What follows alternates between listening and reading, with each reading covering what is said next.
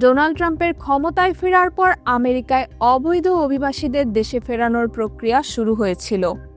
একই ধারায় এখন ব্রিটেনের লেবার সরকারও অবৈধ অভিবাসীদের বিরুদ্ধে কঠোর পদক্ষেপ গ্রহণ করেছে।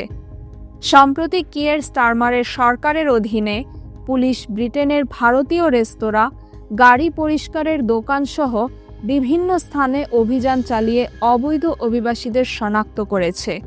অভিযানে বহু ব্যক্তিকে গ্রেপ্তার করা হয়েছে এবং বেশ কিছু প্রতিষ্ঠানকে নোটিশ পাঠানো হয়েছে।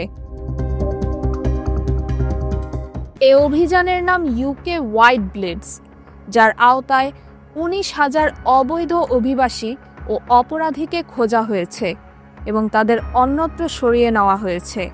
এই অভিযানটি জানুয়ারিতে 828টি স্থানে চালানো হয়েছে, যা 2024 সালের জানুয়ারির তুলনায় 48% বেশি। গ্রেপ্তারের সংখ্যা গত বছরের তুলনায় 73% বেড়েছে। ব্রিটেনের স্বরাষ্ট্রমন্ত্রী বলেন, অবৈধ কর্মী নিয়োগের অভিযোগে বহু প্রতিষ্ঠানকে নোটিশ দেওয়া হয়েছে এবং এই কর্মীদের শোষণ বন্ধ করতে কঠোর ব্যবস্থা নেওয়া হচ্ছে। এভাবে ট্রাম্পের নীতির ধারায় ব্রিটেনও চলতে থাকলে ভবিষ্যতে আরও কঠোর পদক্ষেপের প্রত্যাশা রয়েছে।